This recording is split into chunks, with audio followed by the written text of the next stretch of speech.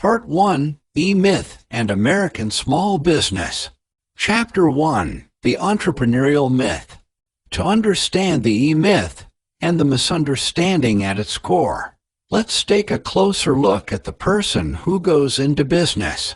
Not after he goes into business, but before. For that matter, where were you before you started your business? And if you're thinking about going into business, where are you now? Well, if you're like most of the people I've known, you were working for somebody else. What were you doing? Probably technical work. Like almost everybody who goes into business, you were a carpenter, a mechanic, or a machinist. You were a bookkeeper or a poodle clipper, a draftsperson or a hairdresser, a barber or a computer programmer, a doctor or a technical writer, a graphic artist or an accountant, and interior designer or a plumber or a salesperson. But whatever you were doing technical work, and you were probably damn good at it. But you were doing it for somebody else. Then one day, for no apparent reason, something happened. It might have been the weather, a birthday, or your child's graduation from high school. It might have been the paycheck you received on a Friday afternoon, or a sideways glance from the boss that just didn't sit right. It might have been a feeling that your boss didn't really appreciate your contribution to the success of his business. It could have been anything, it doesn't matter what, but one day, for apparently no reason, you were suddenly stricken with an entrepreneurial seizure. And from that day on, your life was never to be the same. Inside your mind, it sounded something like this. What am I doing this for? Why am I working for this guy? Hell, I know as much about the business as he does. If it weren't for me, he wouldn't have a business. Any dummy can run a business. I'm working for one. And the moment you paid attention to what you were saying and really took it to heart, your fate was sealed. The excitement of cutting the cord became your constant companion. The thought of independence followed you everywhere. The idea of being your own boss, doing your own thing, singing your own song became obsessively irresistible. Once you were stricken with an entrepreneurial seizure, there was no relief. You couldn't get rid of it. You had to start your own business. The fatal assumption in the throes of your entrepreneurial seizure, you fell victim to the most disastrous assumption anyone can make about going into business. It's an assumption made by all technicians who go into business for themselves. One that charts the course of the business from grand opening to liquidation, the moment it is made. That fatal assumption is if you understand the technical work of a business, you understand a business that does that technical work. And the reason it's fatal is that it just isn't true. In fact, it's the root cause of most small business failures. The technical work of the business and the business that does that technical work are two totally different things. But the technician who starts a business fails to see this to the technicians suffering from an entrepreneurial seizure. A business is not a business, but a place to go to work. So, the carpenter or the electrician or the plumber becomes a contractor. The barber opens a barber shop. The technical writers start a technical writing business. The hairdresser starts a beauty salon. The engineer goes into the semiconductor business. The musician opens a music store. All of them believing that by understanding the technical work of the business, they are immediately and eminently qualified to run a business that does that kind of work. And it's simply not true. In fact, rather than being their greatest single-out asset, knowing the technical work of their business becomes their greatest single liability. For if the technician didn't know how to do the technical work of the business, he would have to learn how to get it done. He would be forced to learn how to make the business work, rather than to do the work himself. The real tragedy is that when the technician falls prey to the fatal assumption, the business that was supposed to free him from the limitations of working for somebody else enslaved him. Suddenly, the job he knew how to do so well becomes one job he knows how to do, plus a dozen others he doesn't know how to do at all. Because although the entrepreneurial seizure started the business, it's the technician who goes to work. And suddenly, an entrepreneurial dream turns into a technician's nightmare. Chapter 2: The Entrepreneur, the Manager, and the Technician. No, the technician isn't the only problem. The problem is more complicated than that. The problem is that everybody who goes into business is three people in one: the entrepreneur, the manager, and the technician. And the problem is compounded by the fact that while each of these personalities wants to be the boss, none of them wants to have a boss. So, they start a business together to get rid of the boss, and the conflict begins. But it's a three-way battle between the entrepreneur, the manager, and the technician. Unfortunately, it's a battle no one can win. Understanding the differences between them will quickly explain why the entrepreneurial personality turns the most trivial condition into an exceptional opportunity. The entrepreneur is the visionary in us, the dreamer, the energy behind every human activity, the imagination that sparks the fire of the future, the catalyst for change. The entrepreneur lives in the future, never in the past, rarely in the present. He's happiest when left free to construct images of what if, and if, when. In science, the entrepreneurial personality works in the most abstract and least pragmatic areas of particle physics, pure mathematics, and theoretical astronomy. In business, the entrepreneur's the innovator, the grand strategist, the creator of new methods for penetrating or creating new markets, the world-bending giant like Sears Roebuck, Henry Ford, Tom Watson of IBM, and Ray Kroc of McDonald's. The entrepreneur is our creative personality, always at its best dealing with the unknown, prodding the future, creating probabilities out of possibilities, engineering chaos into harmony. Every strong entrepreneurial personality has an extraordinary need for control, living as he does in the visionary world of the future. He needs control of people and events in the present, so that he can concentrate on his dreams. Given his need for change, the entrepreneur creates a great deal of havoc around him, which is predictably unsettling for those he enlists in his projects. As a result, who often finds himself rapidly outdistancing the others.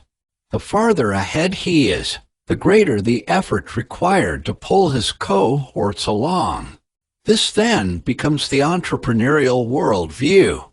A world made up both have an overabundance of opportunities and dragging feet. The problem is, how could he pursue the opportunities without getting mired down by the feet? The way he usually chooses is to bully, harass, excoriate, flatter, cajole, scream, and finally, when all else fails, promise whatever he must to keep the project moving. To the entrepreneur, most people are problems that get in the way of the dream. The manager. The managerial personality is pragmatic.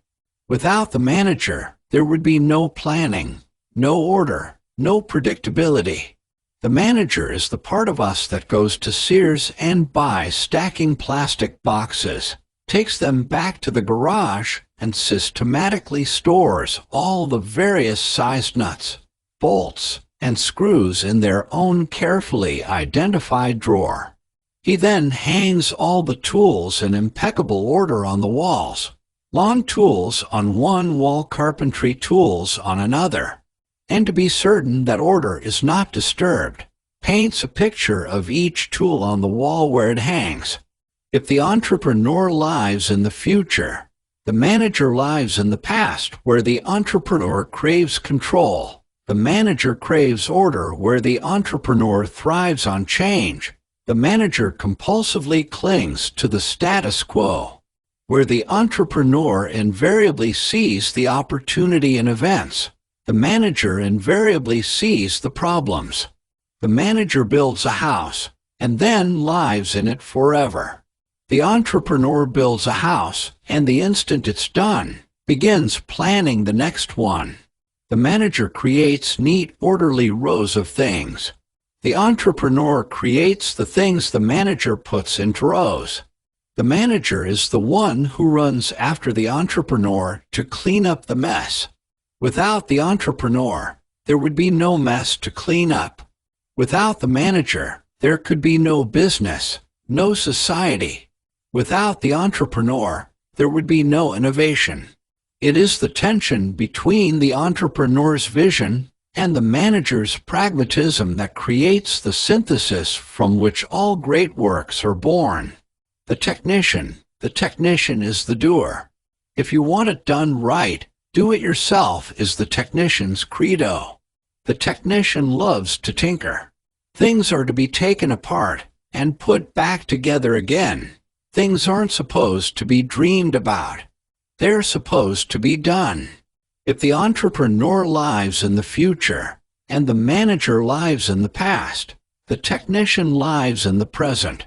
He loves the feel of things and the fact that things can get done. If the technician is working, he is happy, but only on one thing at a time. He knows that two things can't get done simultaneously. Only a fool would try. So, he worked steadily and is happiest when he is in control of the workflow. As a result, the technician mistrusts those he worked for, because they are always trying to get more work done than is either possible or necessary. To the technician, thinking is unproductive unless it's thinking about the work that needs to be done. As a result, he's suspicious of lofty ideas or abstractions. Thinking isn't work. It gets in the way of work.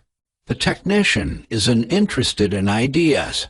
He's interested in how to do it. To the technician, all ideas need to be reduced to methodology if they are to be of any value. And with good reason. The technician knows that if it weren't for him, the world would be in more trouble than it already is. Nothing would get done. But lots of people would be thinking about it. Put it another way. While the entrepreneur dreams, the manager frets and the technician ruminate. The technician is a resolute individualist standing his ground, producing today's bread to eat at tonight's dinner. He's the backbone of every cultural tradition, but most importantly of ours. If the technician didn't do it, it wouldn't get done. Everyone gets in the technician's way. The entrepreneur is always throwing a monkey wrench into his day with the creation of yet another great new idea. On the other hand, the entrepreneur is always creating new and interesting work for the technician to do, thus establishing a potentially symbiotic relationship. Unfortunately, it rarely works out that way. Since most entrepreneurial ideas don't work in the real world, the technician's usual experience is one of frustration and annoyance had been interrupted while doing what needs to be done to try something new that probably doesn't need to be done at all. The manager is also a problem to the technician because he is determined to impose order on the technician's work to reduce him to a part of the system. But being a rugged individualist, the technician can't stand being treated that way. To the technician, the system is dehumanizing, cold, antiseptic, and impersonal. It violates his individuality. Work is what a person does, and to the degree that it's not work becomes something foreign. To the manager, however, work is a system of results in which the technician is but a component part to the manager. Then, The technician becomes a problem to be managed to the technician. The manager becomes a meddler to be avoided. To both, the entrepreneur is the one who got them into trouble in the first place.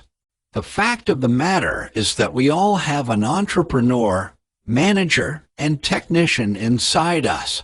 And if they were equally balanced, we'd be describing an incredibly competent individual. The entrepreneur would be free to forge ahead into new areas of interest. The manager would be solidifying the base of operations, and the technician would be doing the technical work. Each would derive satisfaction from the work he does best, serving the whole in the most productive way. Unfortunately, our experience shows us that few people who go into business are blessed with such a balance.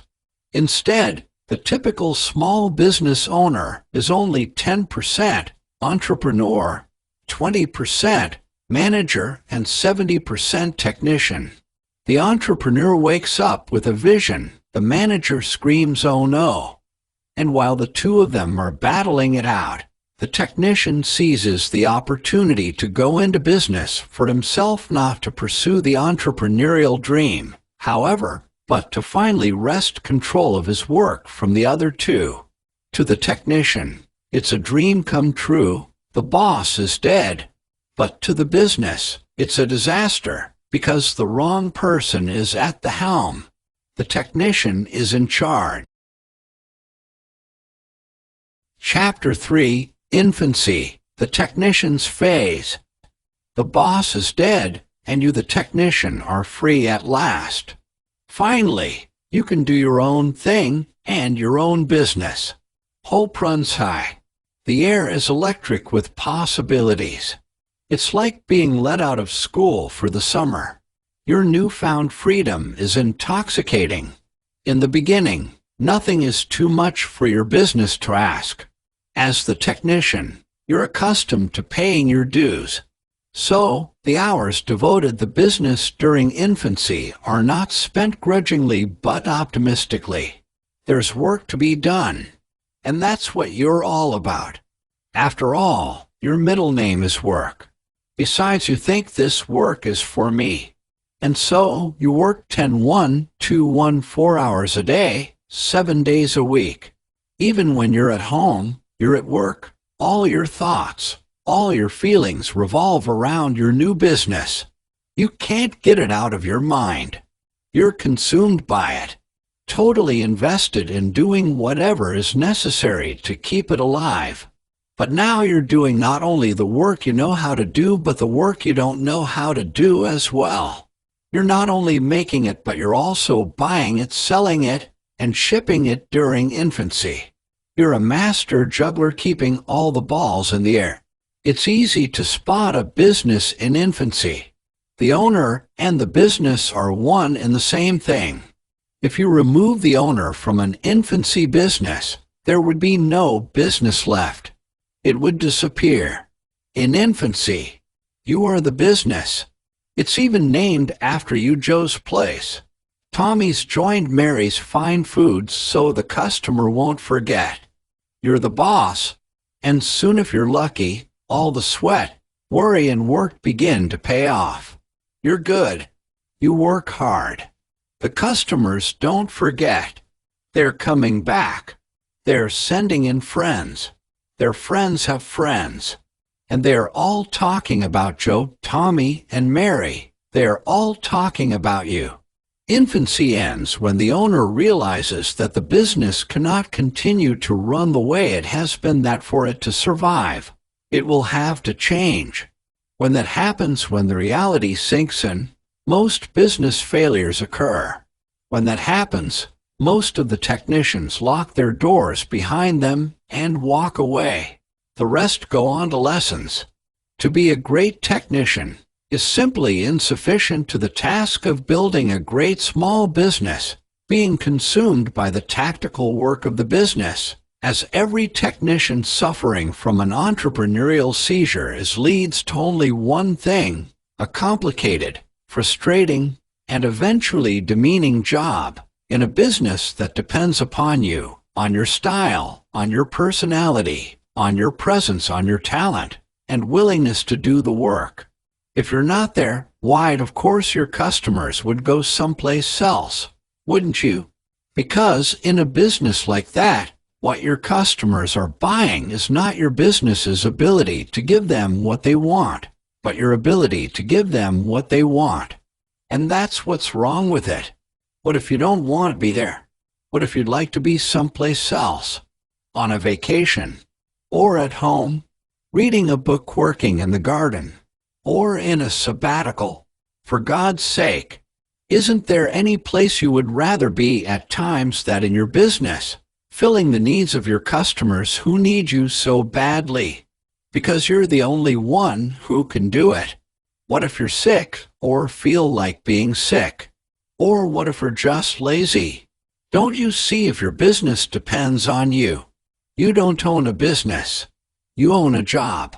And it's the worst job in the world, because you're working for a lunatic. And besides, that's not the purpose of going into business in the first place. The purpose of going into business is to get free of a job, so you can create jobs for other people. The purpose of going into business is to expand beyond your existing horizons, so you can invent something that satisfies a need in the marketplace that has never been satisfied before. So you can live an expanded, stimulating new life. Chapter for Adolescence: Getting some help. Adolescence begins at the point in the life of your business when you decide to get some help. There's no telling how soon this will happen, but it always happens precipitated by a crisis in the infancy stage. Every business that lasts must grow into the adolescent phase. Every small business owner who survives seeks help. What kind of help do you, the overloaded technician, go out to get? The answer is as easy as it is inevitable. Technical help. Someone with experience in your kind of business. Someone who knows how to do the technical work that isn't getting done. Usually, the word you don't like to do. The sales-oriented owner goes out to find a production person. The production-oriented owner looks for a salesperson. And just about everybody tries to find someone to do the books. Because if there's anything most small business owners hate to do, and therefore ignore, it's the books. And so it is that you bring in your first employee, Harry, a 68-year-old bookkeeper who's been doing the books since he was 12 years old. In the old country, Harry knows the books. He knows how to do the books in 8 different languages. But most important, Harry has 22 years of experience doing the books, and a company just like yours. There's nothing Harry doesn't know about your kind of business. And now he's yours. The world suddenly looks brighter again. And then it unexpectedly happens. A customer calls to complain about the shabby treatment she received from one of your people. Who was it, you ask? Privately steaming, she doesn't know. But if we're going to hire people like that, she'll take her business elsewhere. You promised to investigate it. Your banker calls to tell you're overdrawn. How did that happen? You ask him, your heart dropping to your knees. He doesn't know. But if you don't watch it more closely, they'll have to take steps. You promised to investigate it. Your oldest supplier calls to tell you that the order you placed the week before was placed wrong. So, the shipment will be 10 weeks late. What's more, you're going to have to eat the overage. How did that happen? You ask him to reach for a Rolade. He doesn't know. But if you can't manage your ordering better than that, he'll have to look at other options. You promise to investigate it. Out in the shipping dock, you walk up to a kid Harry hired. He's wrapping a package. You look at the package and explode. Who taught you to wrap a package like this? You ask the surprised kid. Didn't anyone show you how to do this right here? Give it to me. I'll do it myself. And you do that very afternoon you happen to be walking by the production line. You almost drop in your tracks. Who taught you to do it that way? You stammer to the shot production person. Didn't anybody show you how to do it right here? Give it to me. I'll do it myself. And you do. The very next morning, you're talking to the new salesperson, also hired by Harry. What's happening to customer? You ask her. Her answer sends you into a rage. When I took care of him. We never had problems like that. You'll hear, give it to me. I'll take care of it myself. And you do. And the young shipping clerk looks at the production person. And they both look at the new salesperson. And they all look at their acting boss, Harry, and ask who the hell was that? Harry just shrugs and says, as only a man who's worked for other people for 50+ years can say, oh, that was just the boss. But hear this, what Harry knows is something you're about to learn. That it's only the beginning of a process that occurs in every adolescent business. Once the owner's management, by abdication, begins to take its toll, it's only the beginning of a process of deterioration, in which the number of balls in the air not only exceeds your ability to juggle them effectively, but your people's ability as well. What Harry knows, and what you're about to learn, is that it's only the beginning of a process in which the balls begin to fall faster, and with greater frequency than they ever did when you were doing everything yourself. And as the thud of the landing balls becomes deafening, you begin to realize that you never should have trusted Harry. Chapter 5. Beyond the Comfort Zone. Every adolescent business reaches a point where it pushes beyond its owner's comfort zone, the boundary within which he feels secure in his ability to control his environment, and outside of which he begins to lose that control. The technician's boundary is determined by how much he can do himself. And as the business grows beyond the owner's comfort zone, as the tailspin accelerates, there are only 3 courses of action to be taken, only 3 ways the business can turn. It can return to infancy, it can go for broke, or it can hang on for dear life. Let's look at each getting small again. One of the most consistent and predictable reactions of the technician-turned-business owner to adolescent chaos is the decision to get small again. If you can't control the chaos, get rid of it. Go back to the way it used to be when you did everything yourself, when you didn't have people to worry about, or too many customers, or too many unpayable payables and unresolvable receivables, or too much inventory. In short, go back to the time when business was simple.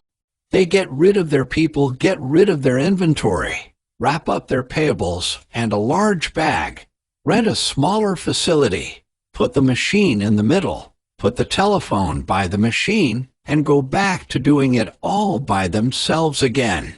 They go back to being the owner, sole proprietor, chief cook, and bottle washer, doing everything that needs to be done, all alone, but comfortable with the feeling of regained control. What can go wrong, they think to themselves, forgetting it once. They'd been there before. Predictably, this too takes its toll. One morning, it could be 6 weeks or 6 years following the day you got small again, and the inevitable happens. You wake up in bed, and your spouse turns to you and says, "What's wrong? You're not looking too good." "I'm not feeling too good." You answer, "You want to talk about it." He or she asks, "It's simple." You say, "I don't want to go in there anymore." Then your spouse asks you the obvious question, "But if you don't, who will?" And suddenly, you're struck with the reality of your condition. You realize something you've avoided all these years. You come face to face with the unavoidable truth. You don't own a business. You own a job. What's more, it's become the worst job in the world. You can't close it when you want it, because if it's closed, you don't get paid. You can't leave it when you want it, because when you leave, there's nobody there to do the work. You can't sell it when you want to, because who wants to buy a job? At that point, you feel the despair and the cynicism almost every small business owner gets to feel. If there was ever a dream, however small, it's gone. And with it, any desire to keep busy. You don't wash the windows anymore. You don't sweep the floors. The customers become a problem rather than an opportunity. Because if somebody buys something, you're going to have to do the work. Your standards of dress begin to deteriorate. The sign in the front door fades and peels, and you don't care. For when the dream is gone, the only thing left is work. The tyranny of routine, the day-to-day grind of purposeless activity. Finally, you close the doors. There's nothing to keep you there anymore. Does this sound familiar? Well, if you've been in business for a while, it should. And if you haven't been in business for long, it probably will sound familiar one day. Because the tragedy is that the condition of infancy and adolescence dominates American small business.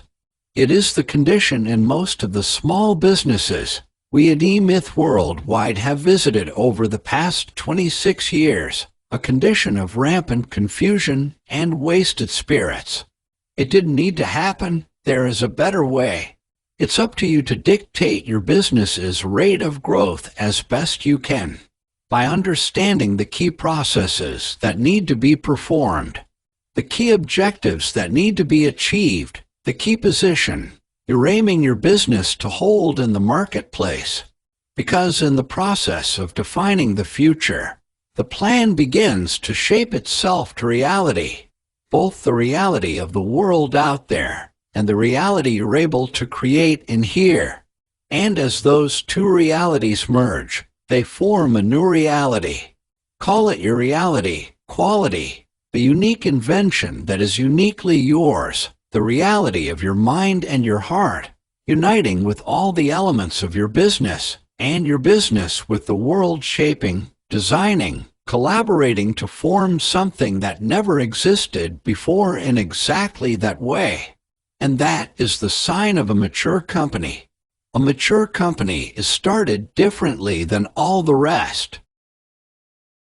Chapter 6: Maturity and the Entrepreneurial Perspective. A mature business knows how it got to be where it is and what it must do to get where it wants to go. Therefore, maturity is not an inevitable result of the first two phases.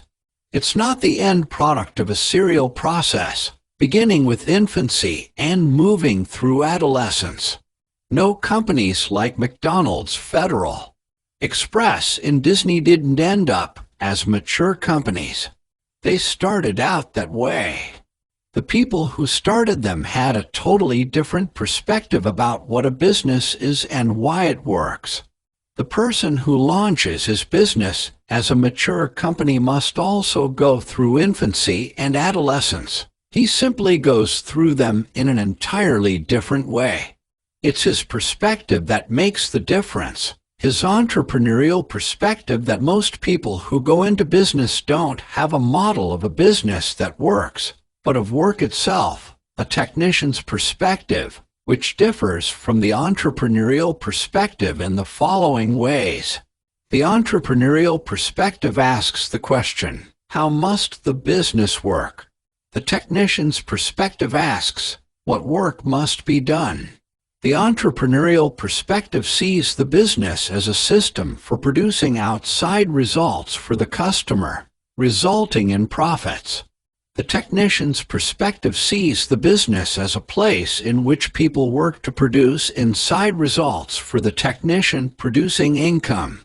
The entrepreneurial perspective starts with a picture of a well-defined future, and then comes back to the present with the intention of changing it to match the vision. The technician's perspective starts with the present, and then looks forward to an uncertain future with the hope of keeping it much like the present. The entrepreneurial perspective envisions the business in its entirety, from which is derived its parts. The technician's perspective envisions the business in parts from which is constructed the whole. The entrepreneurial perspective is an integrated view of the world.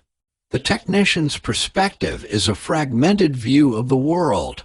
To the entrepreneur, the present-day world is modeled after his vision. To the technician, the future is modeled after the present-day world.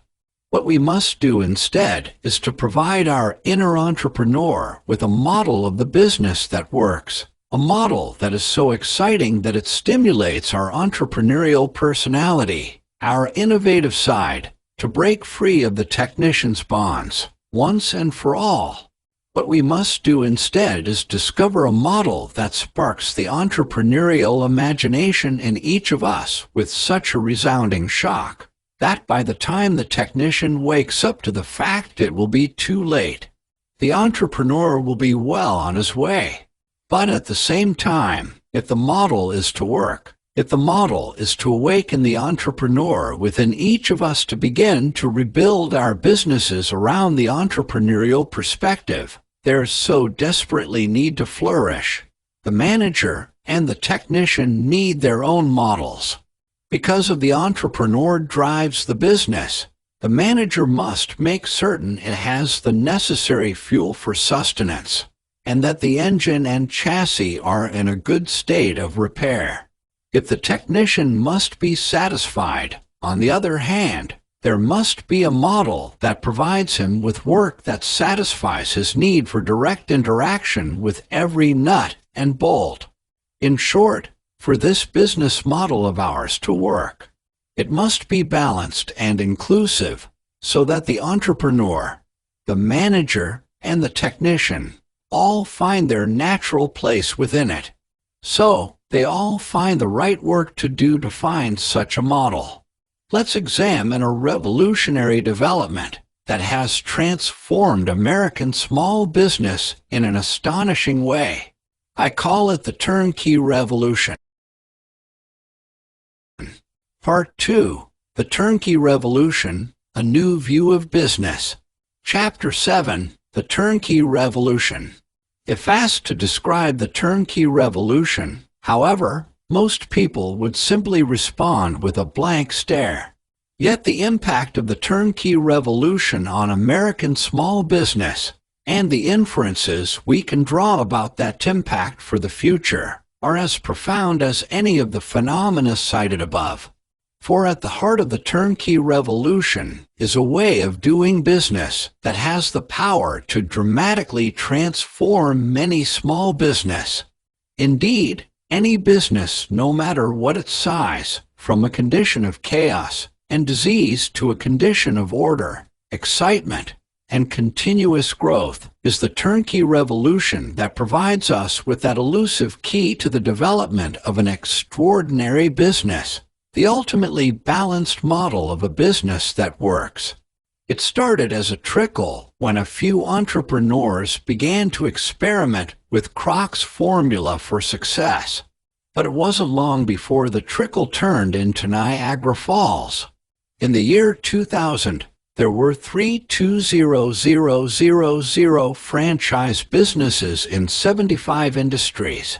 Franchises produced $1 trillion in sales each year, almost 50% of every retail dollar spent in the nation, and had more than 8 million fallen part-time people, the largest employer of high school youth, and the country's economy. But the genius of McDonald's is in franchising itself.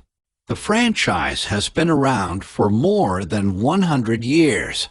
Many companies, Coca-Cola, and General Motors among them, have utilized franchising as an effective method of distribution to reach broadly expanding markets inexpensively. The true genius of Ray Kroc McDonald's is the business format franchise. It is the business format franchise that has revolutionized American business.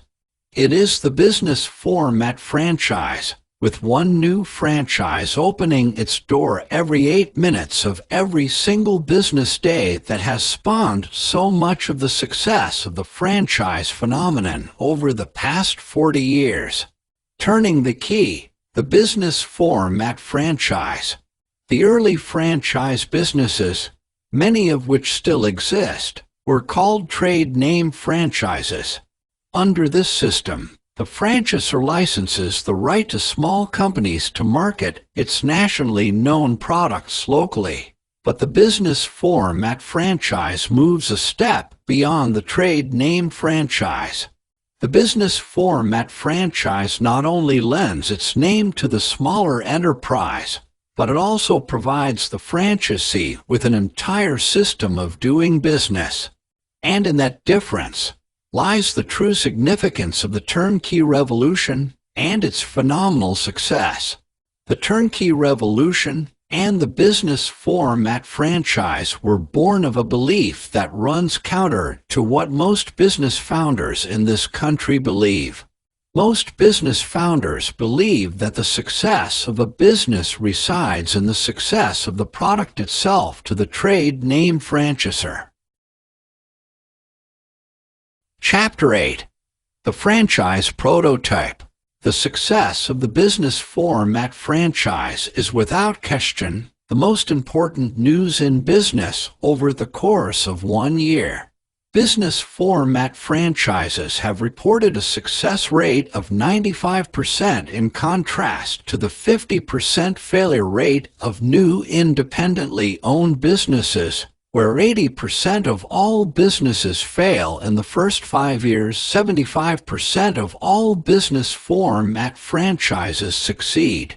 The reason for that success is the franchise prototype. To the franchise, or the prototype, becomes the working model of the dream. It is the dream in microcosm. The prototype becomes the incubator and the nursery for all creative thought.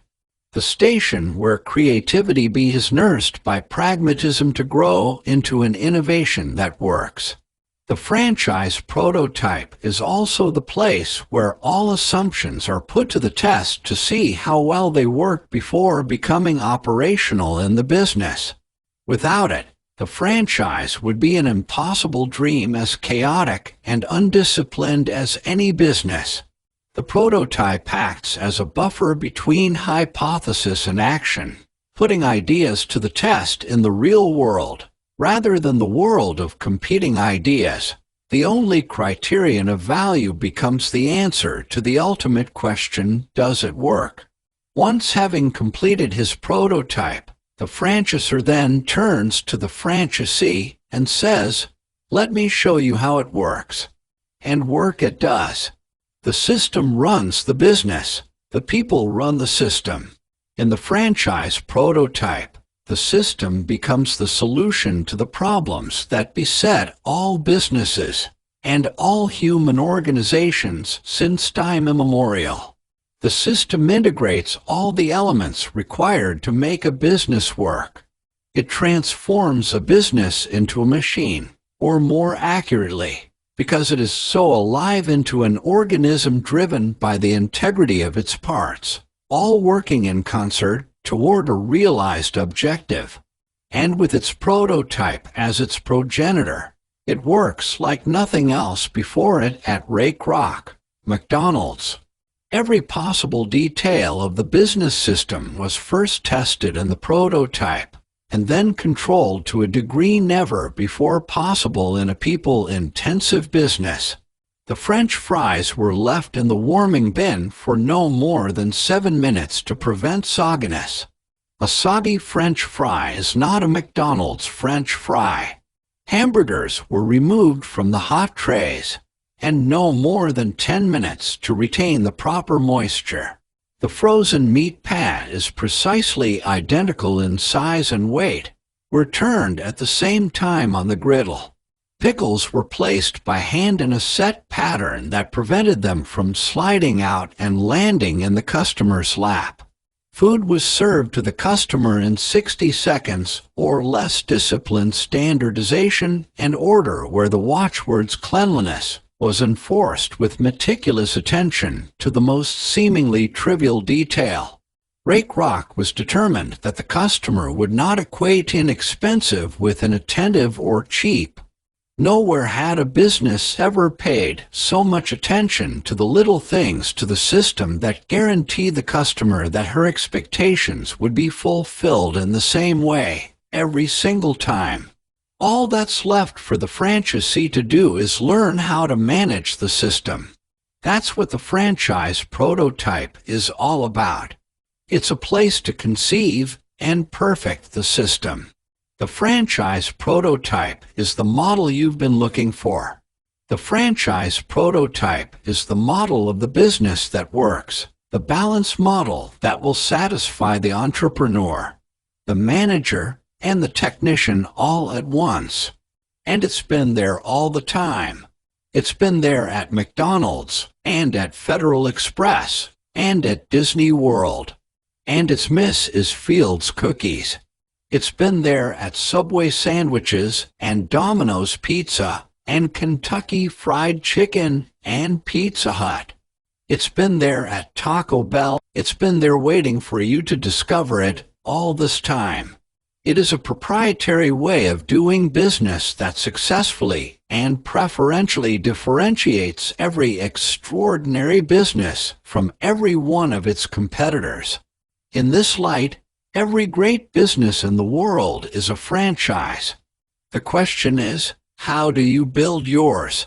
How do you put this powerfully liberating idea to work for you? How do you create your franchise prototype?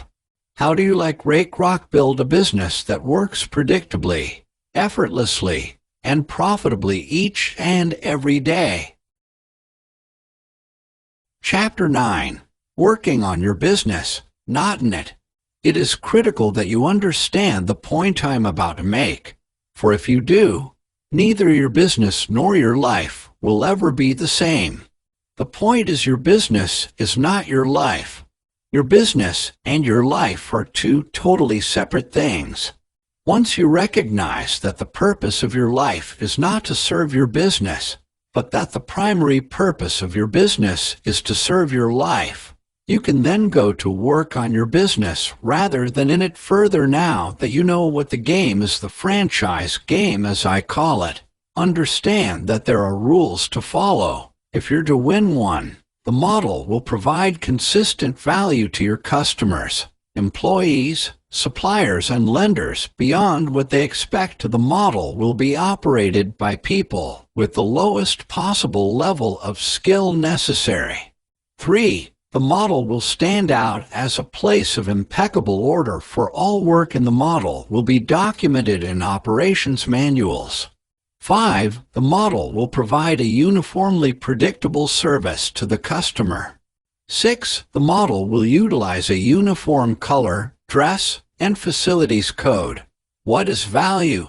How do we understand it? I would suggest that value is what people perceive it to be, and nothing more. So, what could your prototype do that would not only provide consistent value to your customers, employees, suppliers, and lenders, but would provide it beyond their wildest expectations? That is the question every entrepreneur must ask. The question you need to keep asking yourself is, how can I give my customer the results he wants systematically rather than personally? Put it another way, how can I create a business whose results are systems dependent rather than people dependent? Systems dependent rather than expert dependent. How can I create an expert system rather than hire one? That is not to say that people are unimportant. On the contrary, people bring systems to life.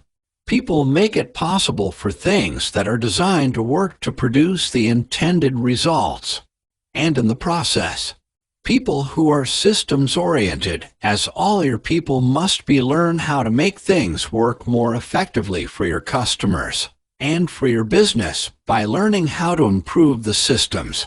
It's been said, And I believe it to be true that great businesses are not built by extraordinary people, but by ordinary people doing extraordinary things. Part 3. Building a small business that works. Chapter 10. The business development process. In fact, some of the most powerful innovations have required little more than the change of a few words, a gesture, the color of clothing. For example, what does the salesperson in a retail store invariably say to the incoming customer? He says, "May I help?" Have you ever heard that one before? And how does the customer invariably respond? He says, "No, thanks. Just looking." Have you ever said that one before? Of course, you have. In fact, it's a universal phenomenon. Now, why do you suppose the salesperson asks that question when he knows that the customer will respond the way he does? Because the customer responds the way he does. That's why if the customer is just looking, the salesperson doesn't have to go to work. Can you imagine what these few words are costing retailers in this country in lost sales? Here's a perfect opportunity to try a simple and inexpensive innovation. The innovation, instead of asking, "Hi, may I help you try this instead?" "Hi, have you been in here before?" The customer will respond with either a yes or no. In either case, you're then free to pursue the conversation, quantification. But on its own, innovation leads nowhere.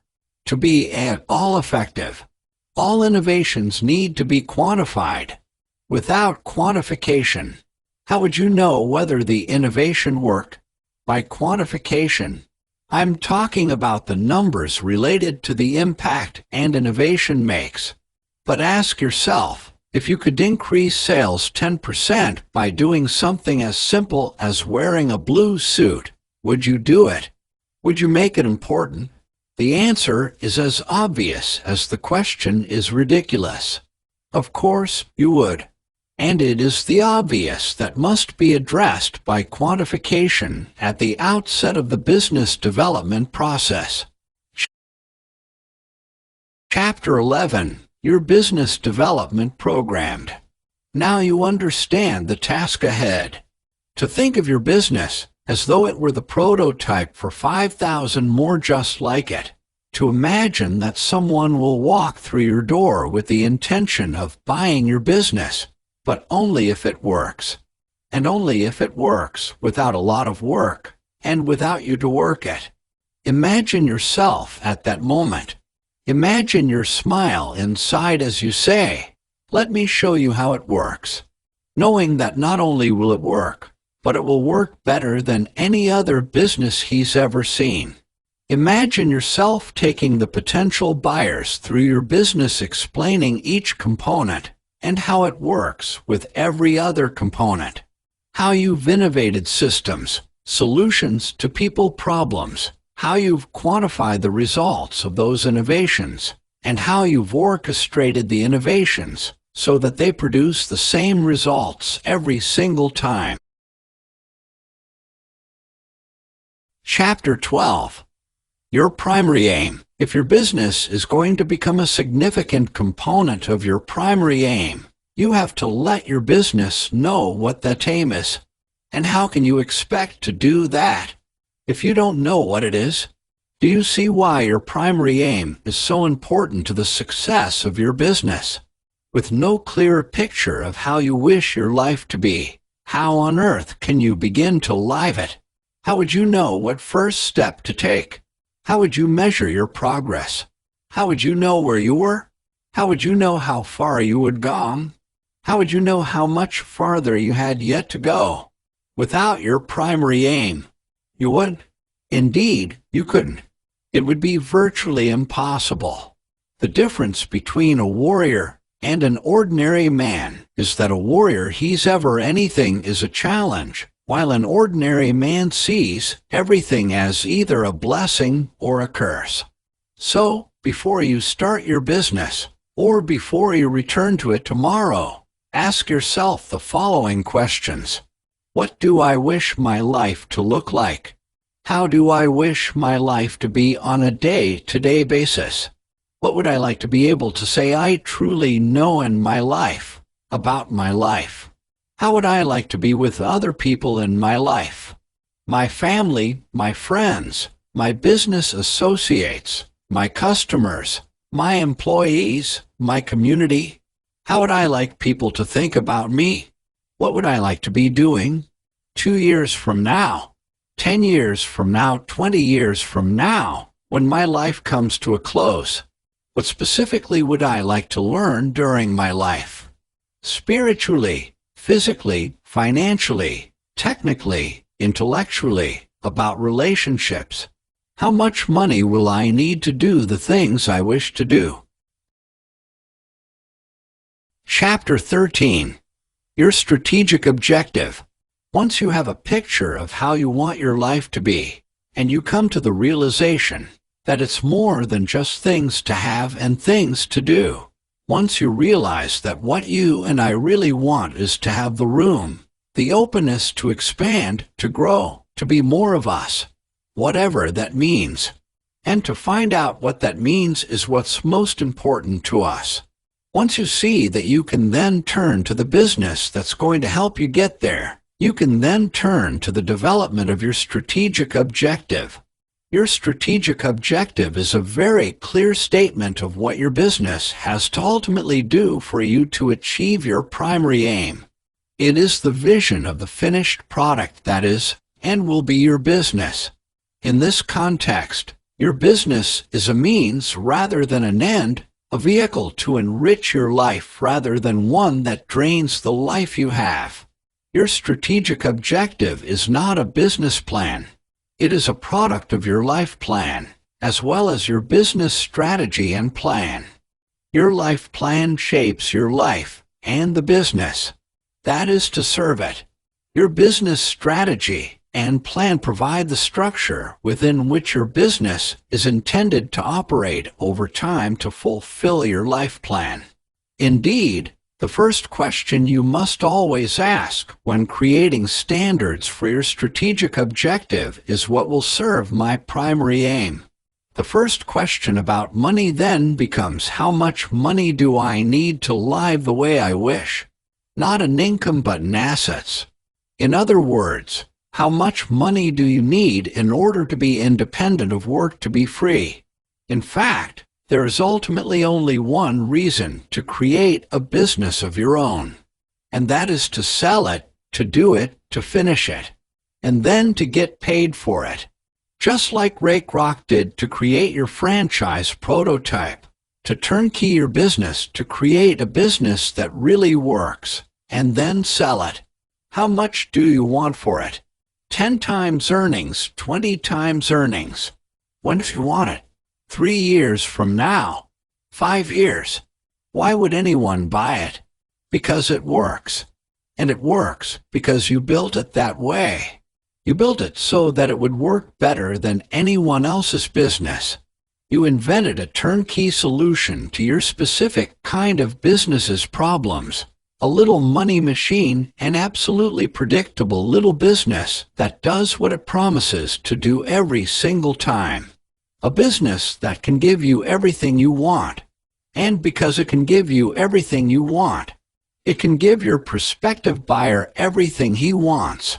At this point, another set of standards are immediately brought into the picture. Because once you've created a set of financial standards for your life, once you know what it is your business needs to provide you with as a return on your investment, it becomes obvious that the business must have a realistic chance of achieving those standards of producing that return on your investment. Hope can you know whether or not it does by determining whether your business is an opportunity worth pursuing. The second standard, and opportunity worth pursuing. An opportunity worth pursuing is a business that can fulfill the financial standards you've created for your primary aim and your strategic objective. If it is reasonable to assume that it can, the business is worth pursuing. If it is unreasonable to assume that it can, then no matter how exciting, interesting, or appealing the business is, forget it. Walk away from it. It will consume too much of your precious time and prevent you from finding a true opportunity worth pursuing. How do you know whether you have an opportunity worth pursuing? Look around. Ask yourself, does the business I have in mind alleviate a frustration experienced by a large enough group of consumers to make it worth my while? This standard fulfills two primary requirements of your strategic objective. It tells you what kind of business you're creating, while it defines who your customer will be. It tells you what you need to sell and to whom. What kind of business am I in? Ask anyone what kind of business they're in, and they'll instinctively respond with the name of the commodity they sell. We're in the computer business, or we're in the hot tub business. Always the commodity, never the product. What's the difference? The commodity is the thing your customer actually walks out with in his hand. The product is what your customer feels as he walks out of your business. What he feels about your business, not what he feels about the commodity. What he feels about the experience doing business with you. Understanding the difference between the two is what creating a great business is all about. Chapter 14. Your organizational strategy. Without an organization chart, everything hinges on luck and good feelings on the personalities of the people and the goodwill they share. Unfortunately, personalities, good feelings, goodwill, and luck aren't the only ingredients of a successful organization alone. The recipe for chaos and disaster. Organization needs something more that their organization chart will require the following positions. First, President and Chief Operating Officer, CEO, accountable for the overall achievement of the strategic objective and reporting to the shareholders, who include on an equal basis. Second, Vice President Marketing, accountable for finding customers and finding new ways to provide customers with the satisfactions they derive from widgets at lower cost and with greater ease, and reporting to the CEO. Third, Vice President Operations, accountable for keeping customers by delivering to them what is promised by marketing, and for discovering new ways of assembling widgets at lower cost and with greater efficiency so as to provide the customer with better service, reporting to the CEO. Fourth, Vice President Finance, accountable for supporting both marketing and operations in the fulfillment of their accountabilities by achieving the company's profitability standards and by securing capital whenever it's needed and at the best rates. Also reporting to the COO.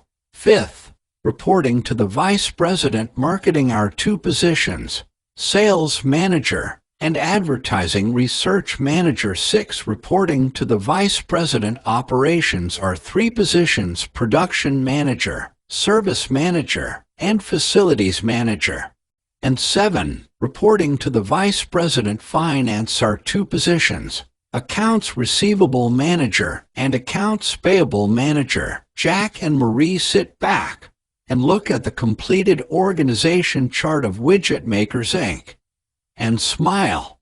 It sure looks like a big company. The only problem is that Jack and Marie's names will have to fill all the boxes. They're the only two employees. But what they have effectively done is describe all the work that's going to be done in Widget Makers Inc. when its full potential is realized. More importantly, they have described the work that has to be done right away. Jack and Marie realize that there is no difference between the widget makers of today and the widget makers of tomorrow. The work is the same, only the faces will change. The next job Jack and Marie take on is writing a position contract for each position on their organization chart. Position contract, as we call it, An E-myth worldwide is a summary of the results to be achieved by each position in the company. The occupant of that position is accountable for a list of standards by which the results are to be evaluated and aligned for the signature of the person who agrees to fulfill those accountabilities. It is a contract, rather than just a description between the company and an employee, a summary of the rules of the company's game. It provides each person in an organization with a sense of commitment and accountability. Accountability literally means stand up and be counted. Therefore, the position contract is the document that identifies who's to stand up and what they're being counted on to produce. Having completed the position contracts for the positions within their new company, Jack and Marie as shareholders proceed to the most critical task of their new association, naming the people to put in the boxes.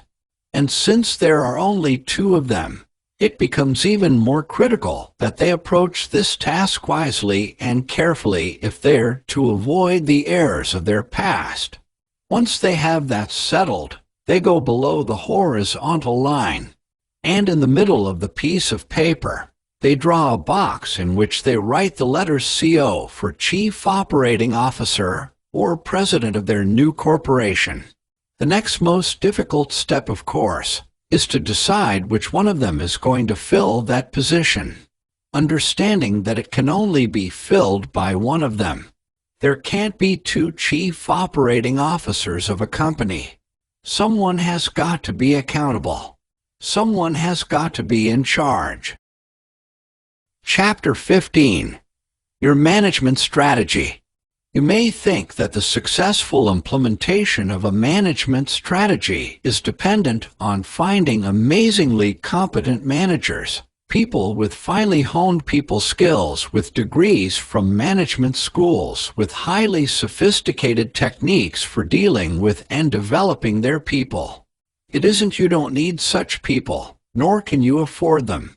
In fact, they will be the bane of your existence. What you need instead is a management system. The system will become your management strategy, the means through which your franchise prototype produces the results you want. The system will become your solution to the problems that beset you because of the unpredictability of your people. The system will transform your people problems into an opportunity by orchestrating the process by which management decisions are made, while eliminating the need for such decisions wherever and whenever possible. What is a management system?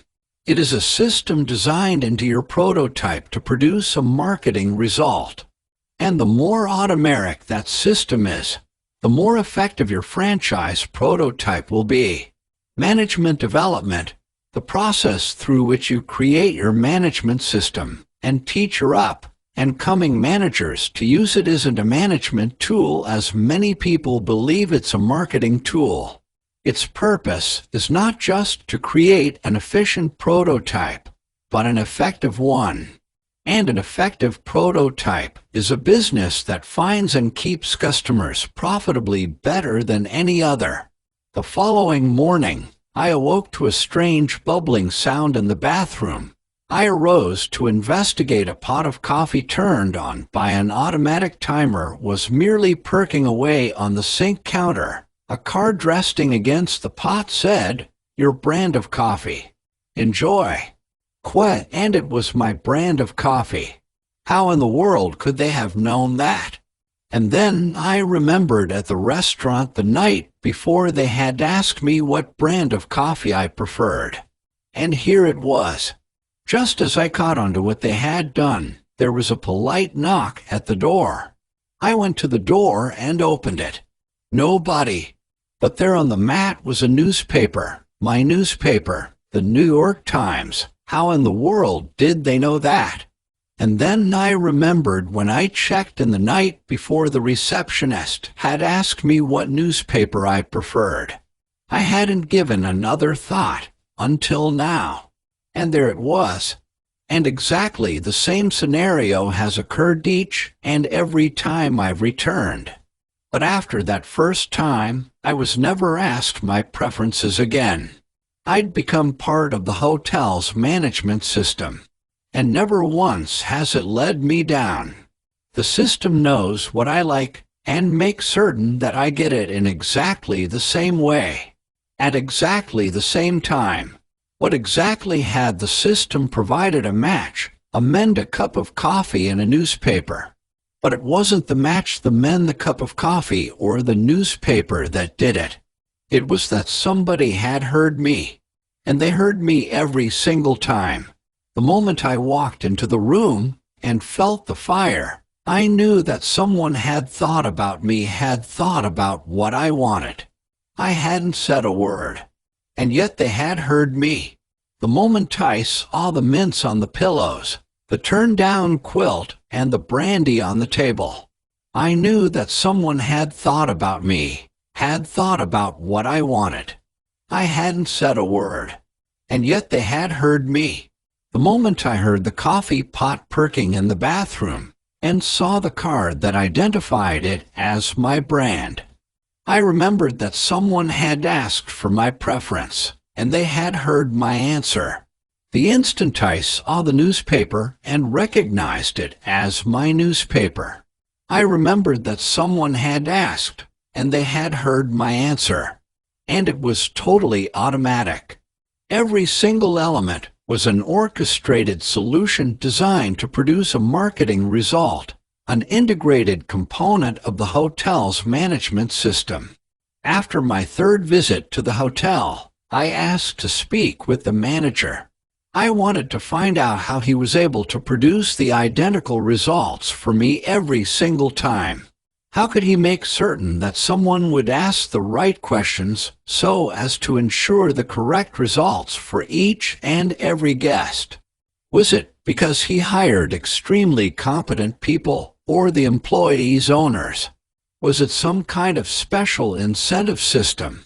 The manager was a young man of 29. He invited me into his office to talk. It was well lit, modest in size, and overlooked the redwood grove I had walked through to get to the restaurant. His desk was clean and neatly organized, not a loose paper in sight. This is a very orderly young man, I thought to myself. Perhaps he's the reason the hotel works so well. The young manager obviously enjoyed his and the task of producing the results for which he was held accountable by the hotel's owner. You know, he said, smiling self-consciously, it's funny sitting here talking to you about what we do here at the hotel. Because until 5 months ago, the only experience I had in the hotel business was as a guest for 2 nights at a Holiday Inn in Fresno 3 years ago. In fact, he continued, before this job, I was working as a short-order cook at a restaurant nearby. The owner and I got to know each other. He asked if I'd like to learn the hotel business, and before I knew it, he hired me. Everything I know about the hotel business I've learned here. Here, let me show you. He reached behind his desk for a red binder. Printed on the spine were the initials OM and the logo of the hotel. What we do here is simple. Anyone can do it. He opened the binder to the table of contents. This is our operations manual. As you can see, it's nothing but a series of checklists. This one is a checklist for setting up a room. He opened the book to a yellow page. This group of pages is yellow. Everything in the manual is color-coded. Yellow has to do with room setup, blue with guest support services. For instance, when we light your fire at night, put the mints on your pillow, and so on. Each checklist itemizes the specific steps each room support person must take to do his or her job. There are 8 packages of checklists for each room support person waiting in their mailbox when they come in every day. Each package of checklists is used for one of the 8 rooms the room support person is accountable for. But there's another part of the system that really makes it work. On the back of each checklist is a drawing of the specific room that identifies each task to be completed and the order in which it has to be done. The drawing takes the RSP through the routine, and as they complete each task, they check off the corresponding part of the drawing to show that it was done. With this drawing, we can train new people almost instantly and have them producing a result identical to that of a person who's been with us for quite some time. As added insurance, my RSP supervisors run spot checks every day to make certain that any errors are caught in time. He paused and smiled. But there are rarely any errors. The system works like a charm. There's an equally effective system for everything we do here. The fact is the owner worked it all out in advance. The lighting, the sauna, and the pool are timed electronically and synchronized with the seasons so that they deliver a predictable result to the guests. For example, you might have noticed that at night, the outdoor lights increase in intensity as it gets darker. That's done automatically. No one has to think about it. I could give you lots of other examples, but I think you get the point. The whole thing was put together in a way the owner believed would make a positive impression on our guests. You'd be amazed at how many people come up to me after staying here just to thank me for how well they were treated. But it's not the big things they talk about. It's always the little things. Chapter 16. Your People Strategy. How do I get my people to do what I want? This is the one question I hear most often from small business owners. And the answer I invariably give them is you can't get your people to do anything.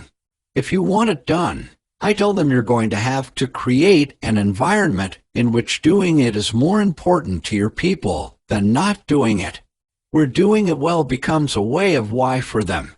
Since that's the question most often asked of me, I was intrigued with the hotel manager's answer to my question, how do you get your people to do what you want? His response was refreshing, because it is so rare that I hear something like it. The first thing that surprised me when I came to work here, the manager said, was that the owner took me seriously. I mean, think about it.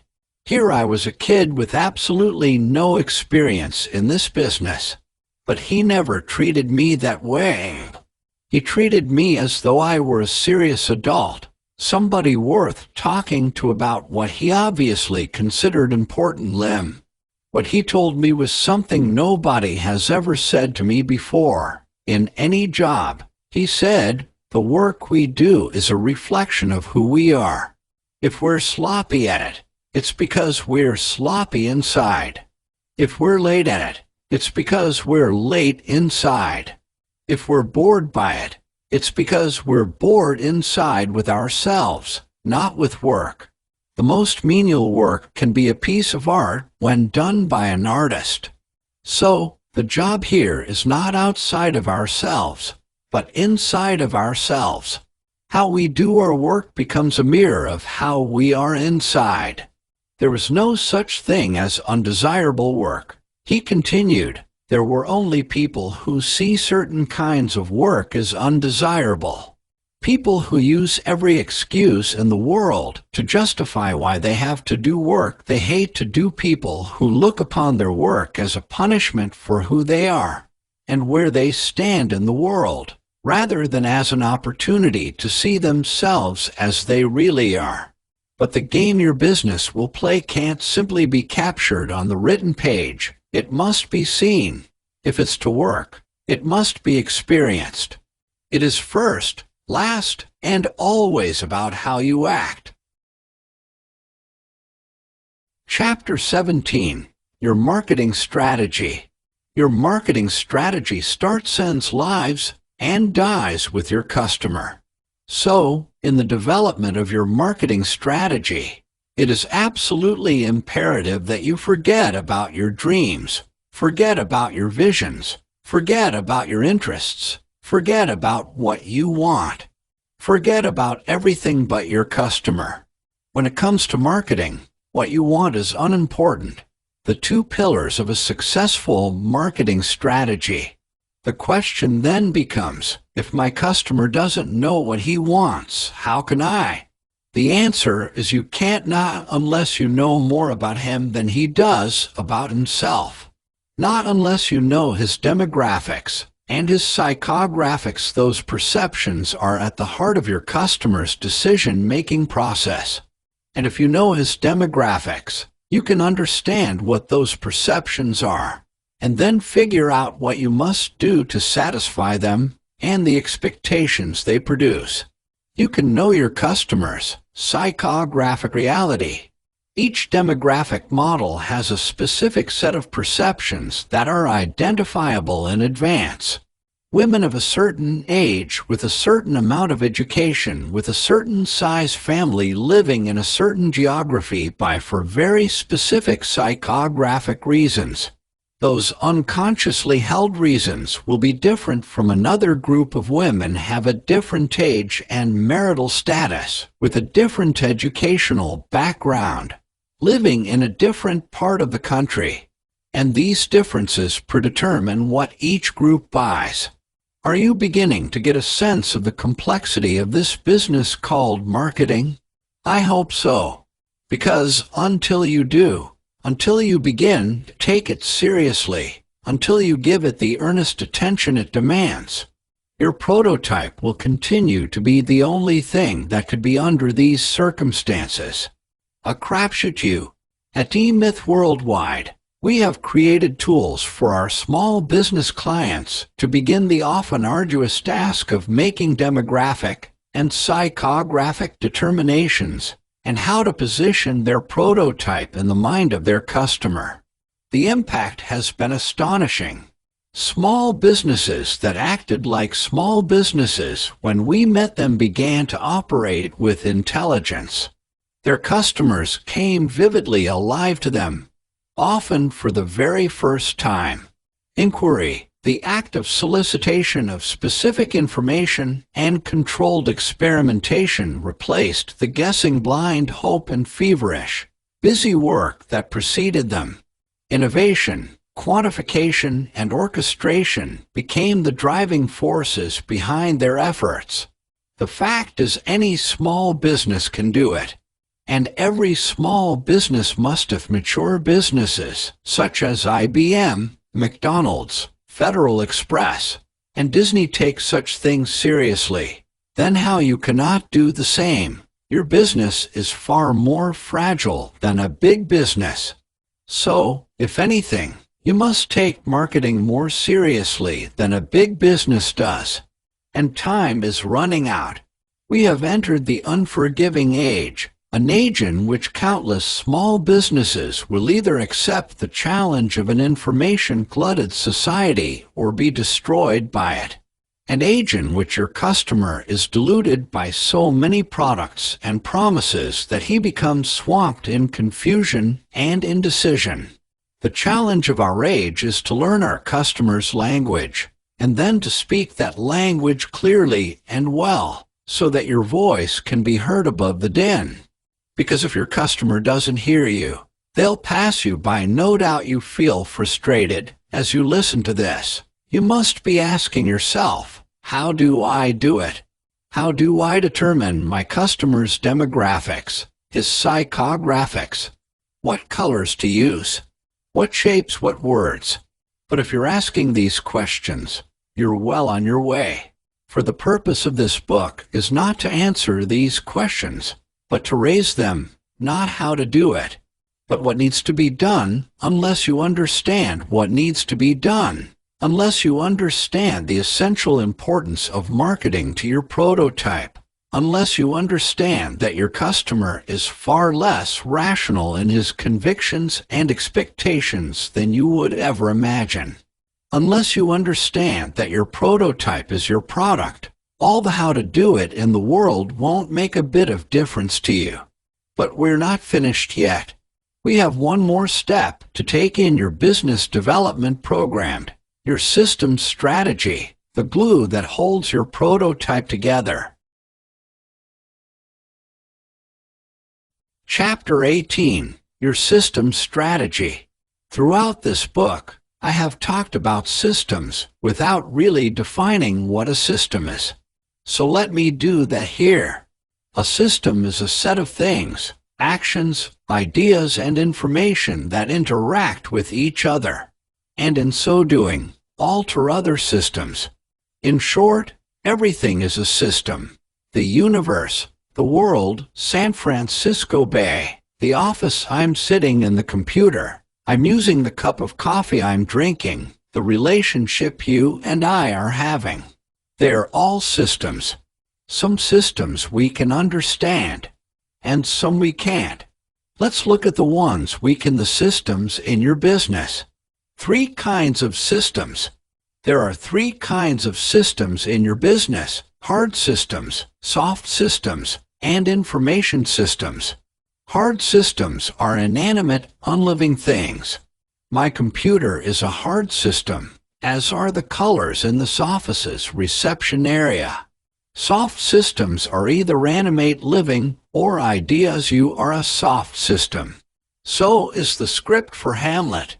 Information systems are those that provide us with information about the interaction between the other two. Inventory control, cash flow forecasting, and sales activity summary reports are all information systems. Most people fail at the outset of the selling process because they don't realize the purpose of an appointment presentation.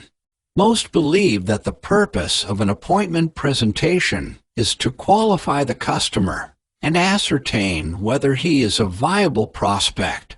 It's not. The purpose of an appointment presentation is one thing, and one thing only: to make an appointment. The appointment presentation moves the prospect from where he is to the second benchmark in the process. The needs analysis presentation. It is a series of words delivered on the telephone or in person that engage the prospect's unconscious. Remember that by speaking primarily about the product you must sell rather than the commodity. The information should be recorded on a form, either manually or as a database on your computer. The information system will track the activity of your selling system from benchmark to benchmark. If your system strategy is the glue that holds your franchise prototype together, then information is the glue that holds your system strategy together. It tells you when and why you need to change. Without it, you might as well put on a blindfold, have someone turn you around 3 times, and set out with a dart in your hand waiting for a signal from the heavens to throw it. Not a very promising game. But one it seems most people in small business are determined to play. Hard systems, soft systems, information systems, things, actions, ideas, information, the stuff of which our lives are made, and the stuff of your business as well. Chapter 19.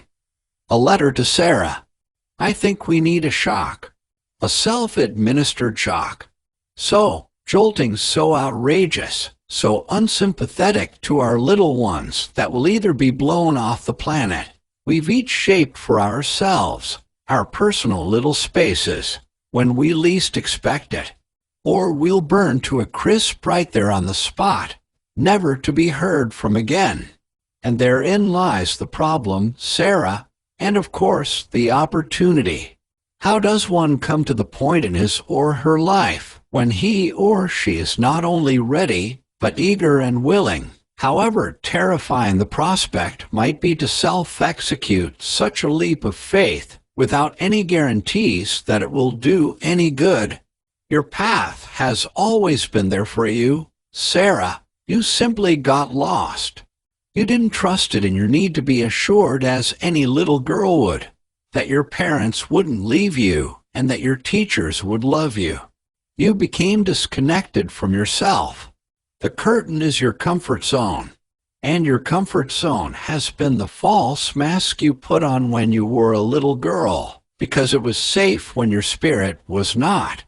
Your comfort zone has been the curtain you've placed in front of your face, and through which you view the world. Your comfort zone has been the tight little cozy planet on which you've lived, knowing all the places to hide, because it's so small. Your comfort zone has seized up for Sarah, and it consives you again when you're least prepared for it, because it knows what it means to you, because it knows how much